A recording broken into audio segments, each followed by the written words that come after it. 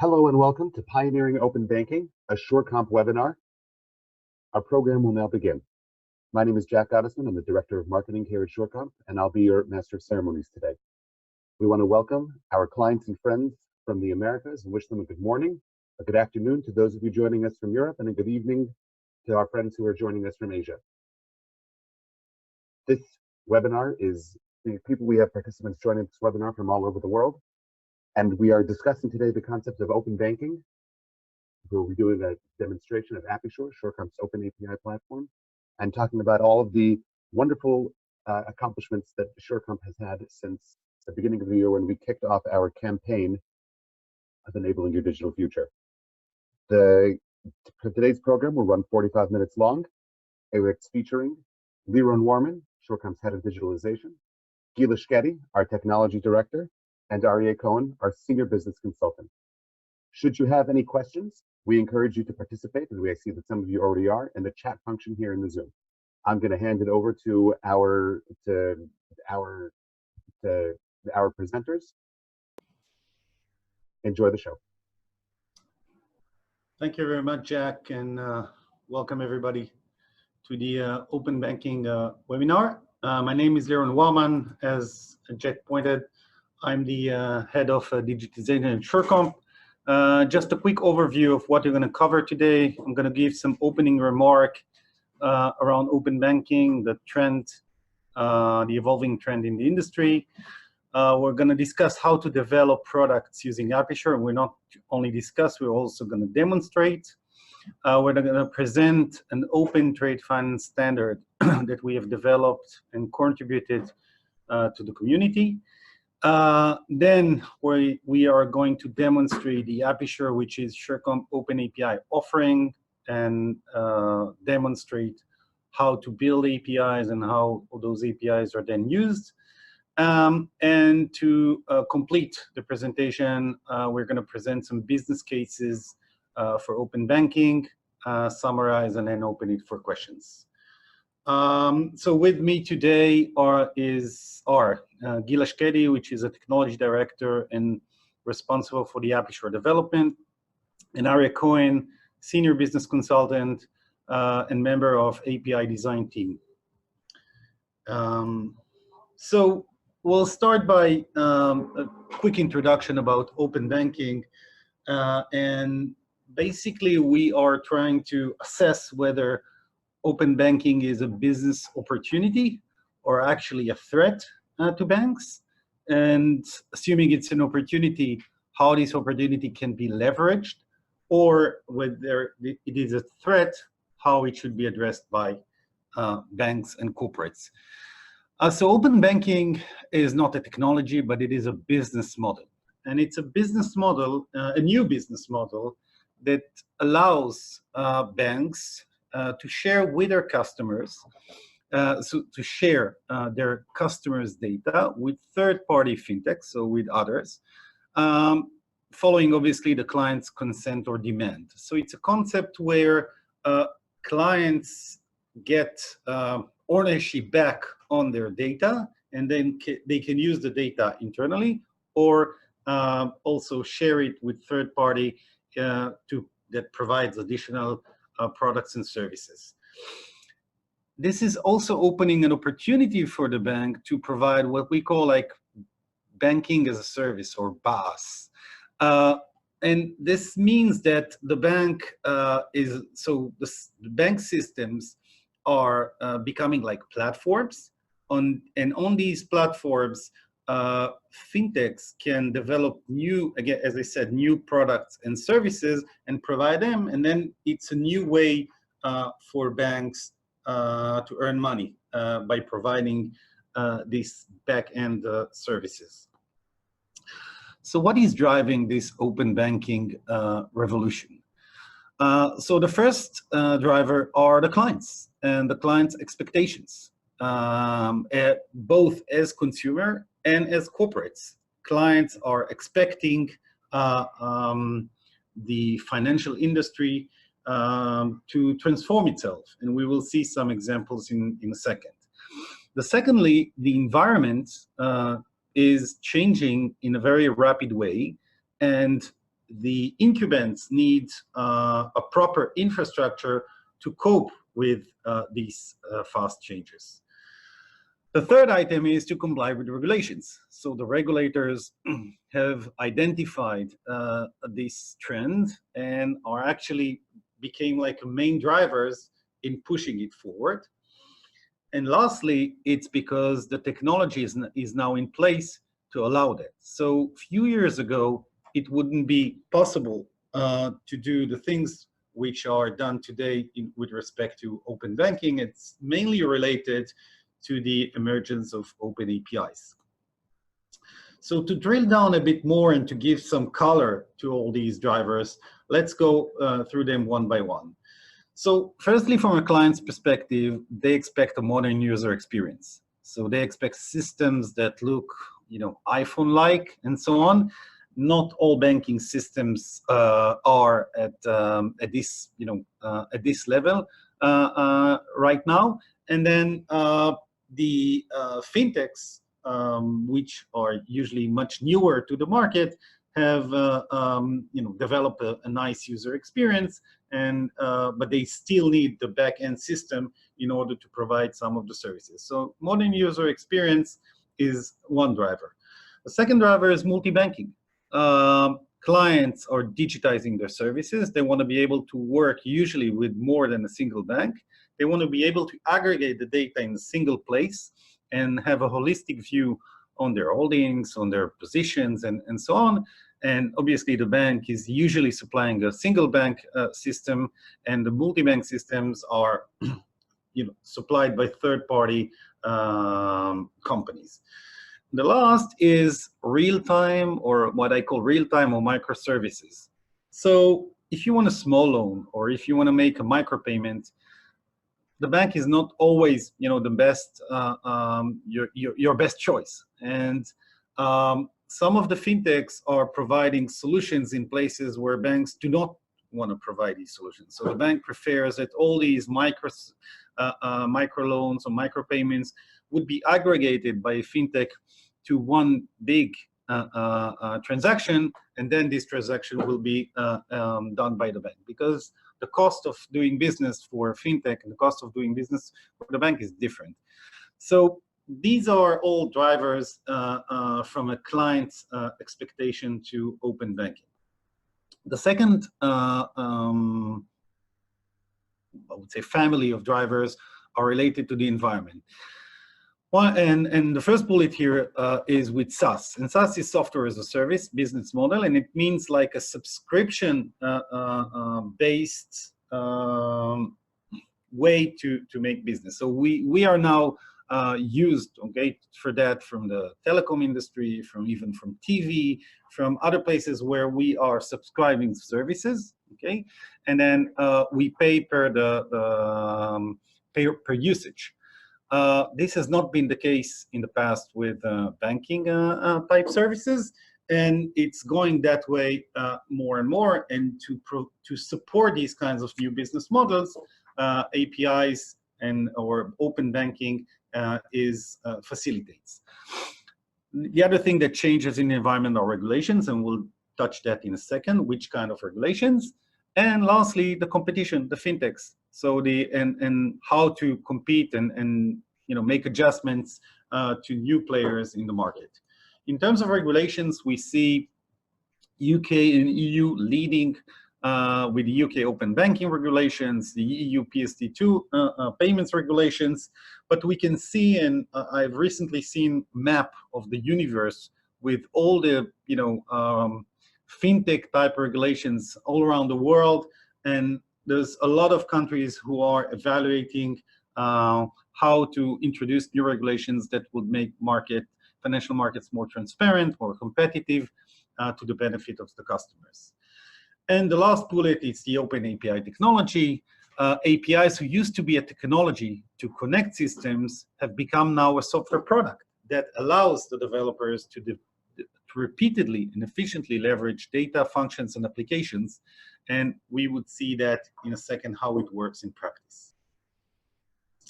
So what is APIsure? What is the open banking components? So firstly is a set of APIs, because at the end of the day, we need some sort of a language, some sort of a standard to be able to communicate. So we will demonstrate in a second a set of APIs for this connectivity. The second is those APIs need to be connected to the backend systems. So we need an API connector that will interface the open banking platform with the backend systems. And lastly, as far as Surecomp is concerned, we're offering also a cloud API management platform of our own for those who do not have, or for some reasons, would like to use ours instead of their existing open banking platform, which is in place. So let's have a quick look of how does product development works with on this open banking platform, and then we'll drill down into the details and do some demonstrations.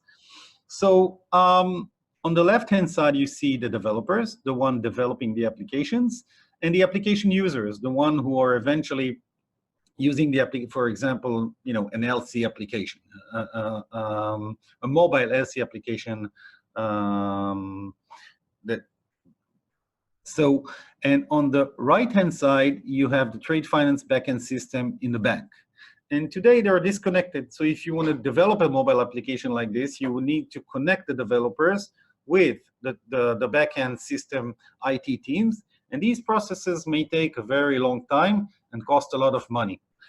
So what's the solution? The solution is to put in place an open banking infrastructure, which basically provide the developers self-service capabilities to develop software. It starts by registering to a portal, getting access by the digital team, and then the portal is responsible to provide the environment for the entire software development lifecycle, from designing to implementing, so coding, testing, and then running the code. And the portal typically would work against some sort of a sandbox environment at the back end. Once the application is ready in runtime, using the application, you are authenticated against the open banking using the security protocol of the owner. Once you're authenticated, you get access to the backend system and via the gateway, which is routing the requests to the right system behind the scene. The entire security, monitoring, scalability, versioning, and so on is all managed by the open banking infrastructure, and then creating a decoupling between the developers, okay, and the backend systems. And then most of the burden goes on the digital teams that are operating this open banking instead of waiting for the trade finance backend IT systems to be available. So this allows the scalability and the quick development of new products and services. So we're now moving to Aryeh, our trade finance specialist, and Aryeh will go through the various APIs that we have put in place. Yes, thank you, Lyron, and welcome everybody. It's great to be with you. Lyron spoke about the set of APIs that we've developed, and the next few slides you will see some examples listing of the APIs, beginning with guarantees and standby letters of credit. Here you can see a list of the extensive APIs that we have produced for guarantees and standbys, following the business and the steps of a guarantee standby transaction, beginning with an application for guarantee, notification of issuance, to extend or pay, and demand under a guarantee or standby letters of credit. So here you can see the listing in front of you. If we go to the next slide, and we see similarly for import letters of credit too, we have our APIs, again, covering the life cycle of a letter of credit, beginning with the application sent by the corporate to the bank, following with notification and a copy of the details of the issuance of the letter of credit. And again, once again, same to amendment and negotiation of documents and payment, etc., etc. You can see again the rich array of APIs available for import letters of credit. and likewise for export letters of credit too, allowing the bank to advise the corporate via the API of the LC, the confirmation of an LC, or advice of an amendment. Likewise, as we go through the notification of discrepant documents, of payment acceptance negotiation, refusal, etc., etc. So Aryeh, this is a very comprehensive list of APIs, but say that our clients, our audience would be probably interested to know if an API is missing here, can it be added? Oh, of course, Lyron. Yes, for sure. We keep adding APIs to the portal constantly based on the demand from the clients. And in addition, if one of these APIs is not exactly as the clients or are expecting it to be, can those APIs be modified, changed? Yes, of course. We've already enhanced some of our APIs following comments and feedback from the community. We can also create tailor-made APIs. This really is the essence of open banking, the essence of open APIs, allowing the community to contribute and to be part of the design of these APIs. That's great. And the banks are using today the SWIFT, okay, to send messages between each other. How those APIs would interact with the existing SWIFT infrastructure in place? Yeah, as we'll see here, as you can see now on the slide in front of you, we've designed the APIs actually to be interoperable with all the leading standards of the market. You can see here Bolero, SWIFT, EBIX, which is the German DTA standard. We've also ensured that the APIs are compliant with the upcoming major SWIFT changes in 2020 for guarantees and standby letters of credit. That's great. Can we see those APIs? Oh, absolutely, yes. I'm going to show you now, if you bear with me for a moment, I'm just going to log in here. What we see here actually is the portal with the APIs. Sorry. Not sure they see. Okay. Thank you, Lyron. Okay. While Aryeh is getting this set up, a quick reminder to everyone that this webinar was designed to be an open conversation. So if you have questions, comments, please include them in the chat function below or submit to marketing@surecomp.com. Aryeh, back to you. Okay. Okay, thank you. Just a slight technical glitch there, but we're back in progress here. So what you see in front of you here is the portal in which the fields which form part of the APIs that we've just shown you are actually defined to be part of objects. So if I show an example, we have an object of additional information. And if I open up this object, we can see that this particular object includes confirmation. By the way, we're talking here on the application for an import letter of credit.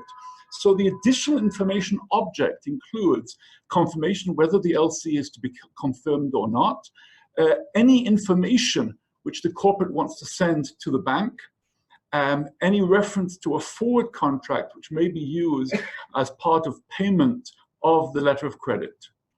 And as I go down, you can see here also, if I open up another object, which we called amount terms, and this object will include any additional amounts which are in addition to the LC amount, the currency and amount of the LC, of the request by the corporate for the LC issuance, and then details on tolerance, whether tolerance is allowed, and if so, whether this is positive tolerance or negative tolerance.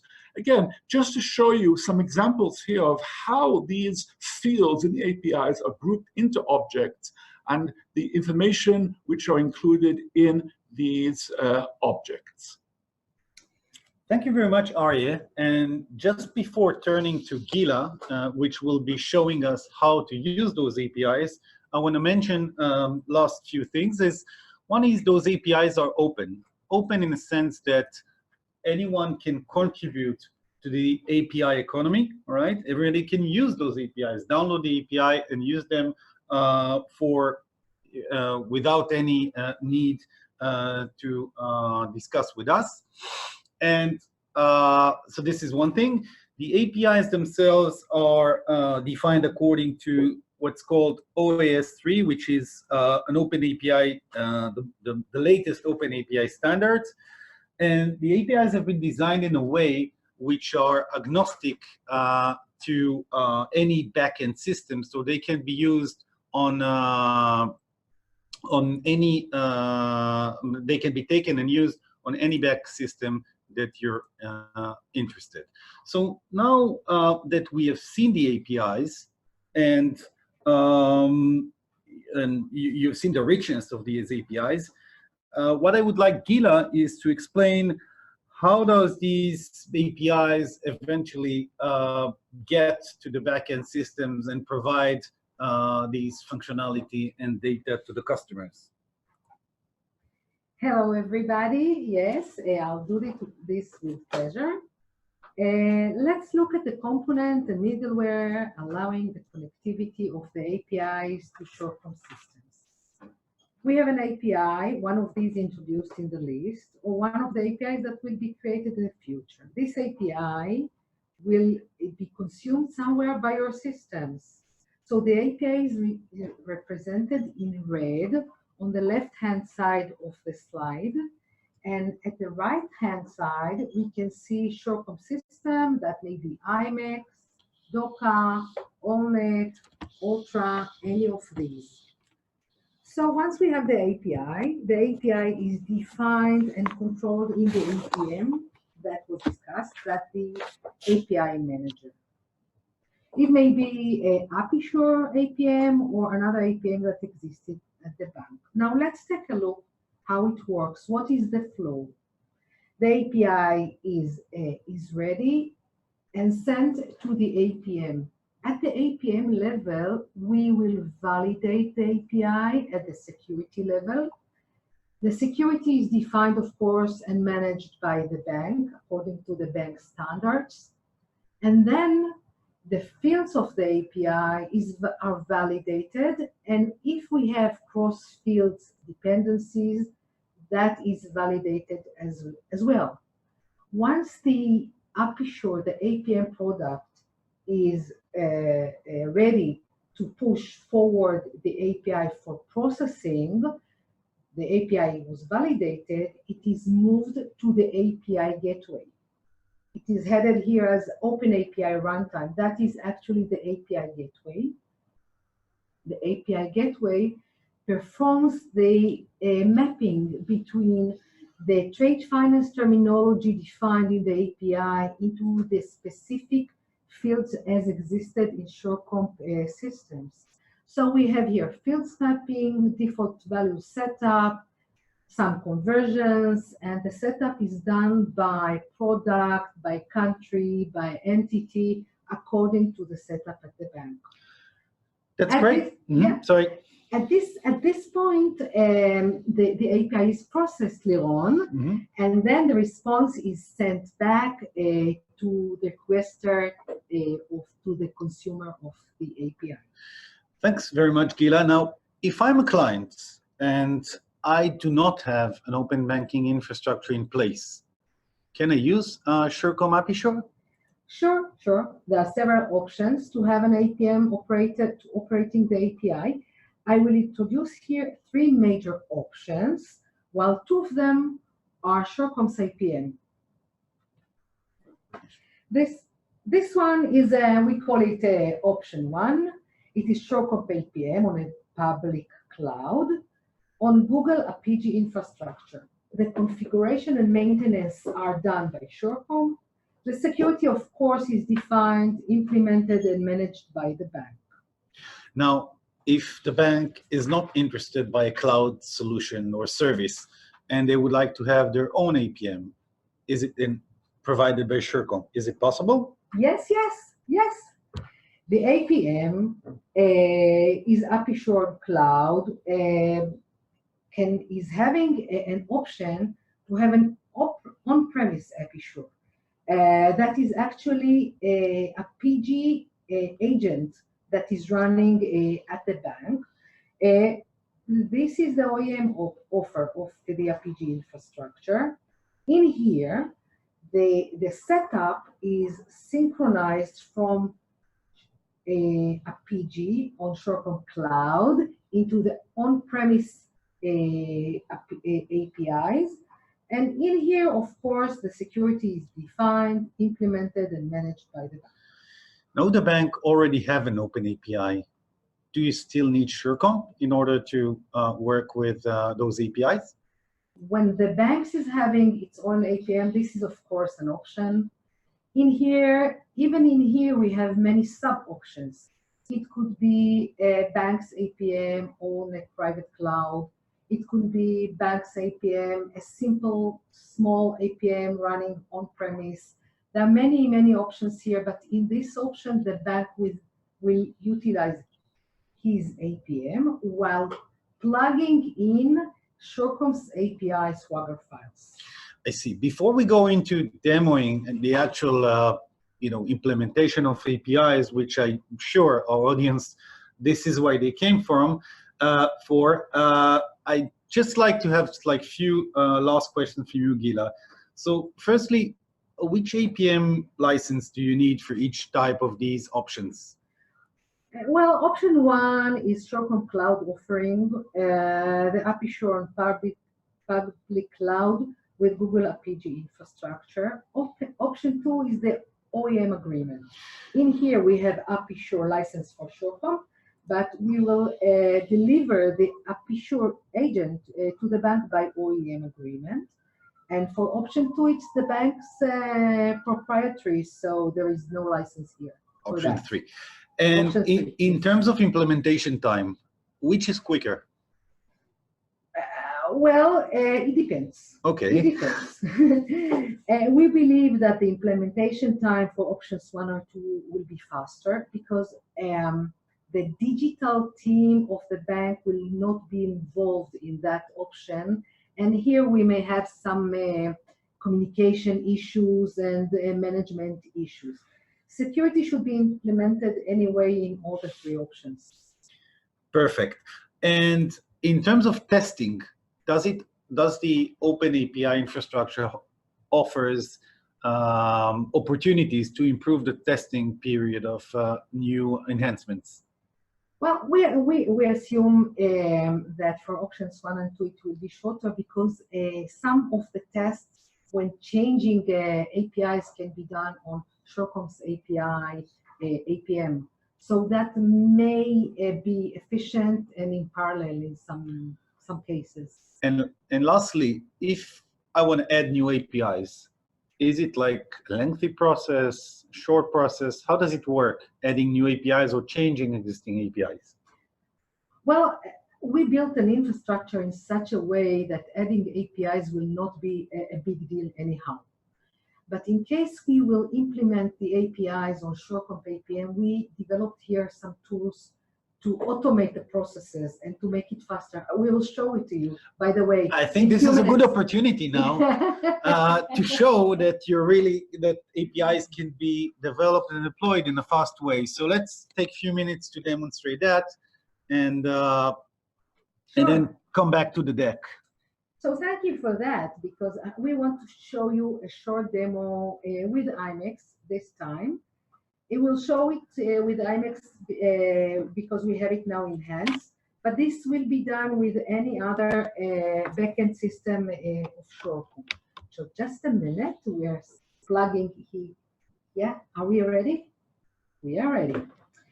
Okay, so we have an API in a generic trade finance terminology and fields, as were shown by Aryeh. From the other way around, we have Surecomp existed systems with their own fields, expected values, and setup. So how do we make it happen in few minutes? Would you believe it? In few minutes? So let's see. Are we okay with the equipment? Okay. We will log into IMEX and set on the recording mode. In the recording mode, we will now go through a process. We will show you how we issue an LC. So we will go through a LC issuance in IMEX, while all the fields and the data involved in the process is captured, okay? So that's what we are doing it now.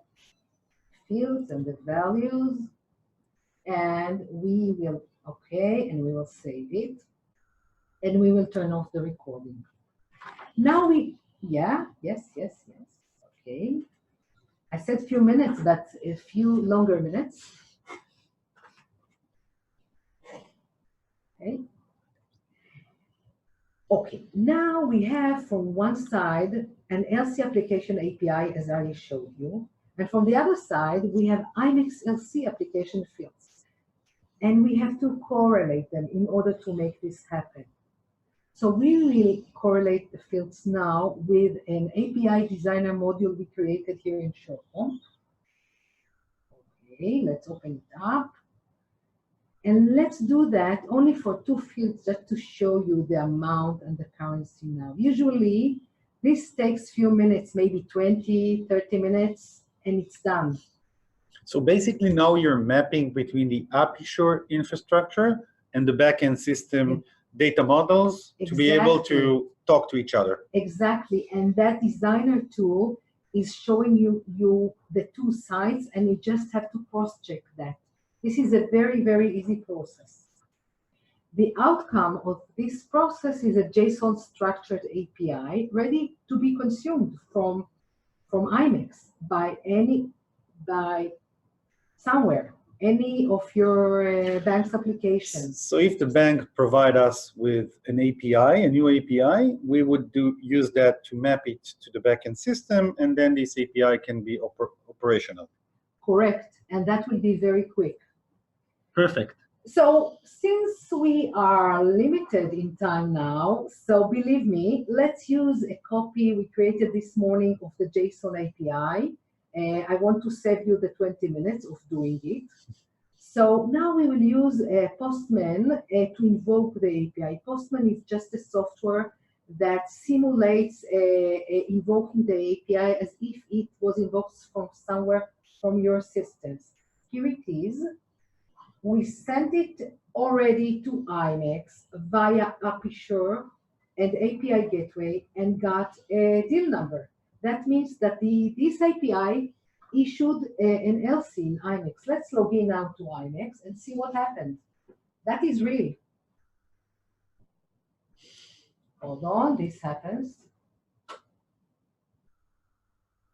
Let's search for the deal we created.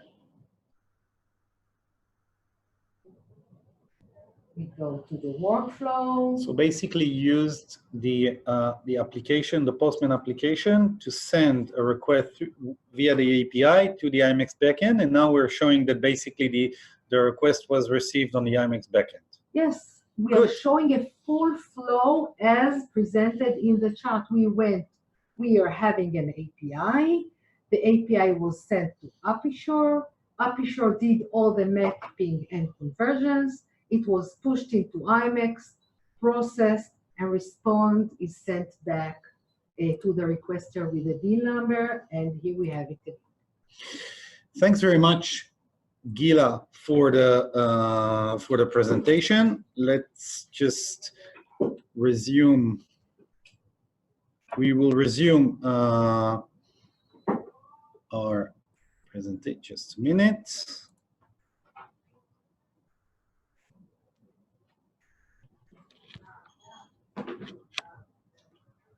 Okay. We'll be moving to questions in a few minutes. One last reminder that if you have any questions or comments on the excellent presentation so far, please submit them either in the chat function here on Zoom or sending an email to marketing@surecomp.com. Lyron, back to you. Just a minute. Okay, I'll just fix the sharing. Yeah. All right. Perfect. So we're back to the presentation, to a few final notes regarding the, so we started with the business, explaining that open banking is a business model. We went through the exercise of demonstrating our API and showing how those APIs are used in order to connect to IMEX, which is one of our backend systems. And now we're back to the business aspects of open banking. So our first question, trivial question is, should a trade finance department even invest? And this is a question we are often asked by our clients. Should we invest in open banking? Where is it now? So firstly, the initial investment in open banking in a lot of the banks. So actually, I heard recently from Swift that about 75% of the global bank have already an open banking in place. So heavy investment into the infrastructure of allowing outside connectivity to the bank is already in place. A lot of it related to the PSD regulation and other, but this can be leveraged to other departments within the bank. A second consideration is that such an investment is strategic and not tactic. It's not about return on investment in 6 months or 1 year, but it's a longer period to return this investment. You should have a clear, what I call monetization plan in place. So how eventually those APIs will produce more revenues or reduce risk or reduce cost in the future using the new development that will be using those APIs. And your infrastructure needs to meet the client's expectations. So this is another another decision criteria. If your clients are expecting APIs, this is something you have to provide. And obviously the competition. So if other banks provide and you do not, it leaves you behind the competition. How do you measure a success of such an API program? So firstly, by revenues from the new development, new services, new products running on those infrastructure. Secondly, from a client's feedback regarding the service. So if you provide new services, the service to the client is better, the client's feedback is good, then this is another way to measure success of such a program. Third is the adoption of new products and services, so the number of products and services using those API, the usage of a portal and the developer community around the APIs that the institution is publishing. And this is an example, it's called like an open banking monitor by a fintech company called InnoPay, which has put the developer portals of tens of banks on a chart showing the developer experience and the functional scope of those API as a measure to success of those developer portals. You can later go and visit and see where your bank is comparing to the competition. What are the risks or the challenges of building such an open API or open banking infrastructure? So firstly, this intermediate between the bank and their customers by third parties. The reality is that usually fintechs are not providing an end-to-end service, but also only providing, a fraction of a service or services that banks are not looking to provide. So it's true. Sometimes it creates competition, but in many cases it is actually not. There's a risk of loss of reputation and trust, because at the end of the day, the customers are looking at the bank as the provider, even if there's a third-party fintech that is involved. The management of such a platform is not always easy and requires attention from the bank to have these programs succeed. And there might be dispute between the bank and third parties, and their resolution might threaten as well. What is Surecomp doing to help you decide to invest in open banking? We have launched SureStore, which is an application store, which is basically a way to leverage those APIs to provide more value. Some of these applications in our store, we are partnering with fintech companies. So an example is Cohen, which is a Dutch company providing an RPA solution for processing deals. So this is one example. Another example is a blockchain network called Wave, which is digitizing documents. So this is another example. Samsoft is a French RegTech company that is providing solutions for vessel tracking, price check, and so on. And WalkMe, which is a digital engagement platform to drive adoption of digital solutions. In addition, Surecomp is also developing its own application. One of them is called SureConnect, which is a P2P messaging platform for secure corporate to bank communication. smart forms that we provide, and also Core SME, which is a new multi-bank solution that we are building for small medium enterprises to manage trade finance activity. And lastly, a next generation of analytics that smart reporting dashboards that leverage BI and artificial intelligence on top of the data extracted from the systems. So to summarize this session, open banking emerges as a major trend and also an opportunity. And we see a lot of interest of many clients in terms of adoption. It's driven by your clients, by the need for speed, by regulators, obviously, and also by the enabling technology. We have presented APIsure, which is our open API infrastructure for open banking in trade finance. You need an API strategy in order to leverage the opportunity. So in terms of you need to build the right business case in order to succeed in such a program.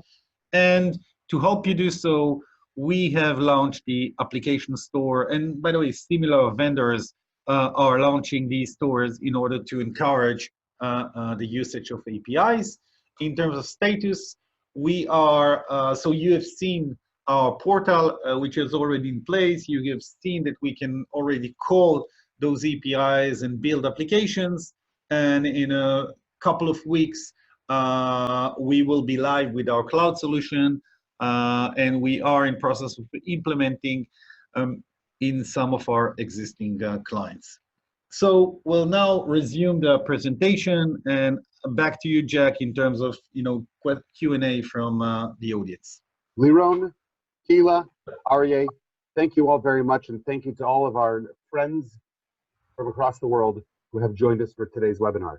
We do have time for one or two quick questions, so I will ask them to you, Lyron, Aryeh, and Gila, and if you could please make your responses short because we are coming up to the end of our session here. The question submitted is as follows. Standards are being created by regulations in different markets. Don't we expect to have super aggregators who will provide service across different markets? If yes, what impacts would this have? In some countries, such as Bahrain, Rwanda, etc., regulators provide regulatory sandboxes for testing. Does Surecomp support these markets? And if yes, in what form is this support? So it's true that there are standards being created, especially in the world of payments, and there's also initiatives to reconcile between different standards that have been created. I've recently attended a webinar by Swift that we're talking about that, about reconciling the UK open banking, STET, and the Berlin Group, which are existing standard. There's also standards being created in the world of trade finance. What we at Surecomp have offered the group working on standard with on trade finance is to contribute the work that we have done in creating the standards that you have just seen, so these standards become the industry standard. So we are aware to that, and this was, by the way, the reasoning behind publishing our standards as open so that anyone can download and use them. Jack, any other question from the audience? Thank you. Yes, we will take one last question. And that question is, can you please tell us about an API for back-to-back for documentary credit? API for back-to-back for documentary credit. We have an API for back-to-back documentary. As we said during the presentation, that we can develop APIs from requests from the community as to anything that's required. Since we do currently support both the receipt of letters of credit as advised, bank to customer, corporate and corporate to bank, and also the issuance of letters of credit, I don't see any issue being able to develop an API which reflects the business of back-to-back letters of credit. And certainly this could be developed and added to the list that we currently have of APIs. So to add to Aryeh's answer, we are, in terms of, as far as the product is concerned, we develop APIs according to the, what we see in the market as a need. The success of the APIs is not the number of APIs, but the usage of API. So anything that that anyone on this call or webinar is interested in developing and has, a real use case, we will be happy to do that, and we will also be happy for you guys to go and develop it, and then we can incorporate.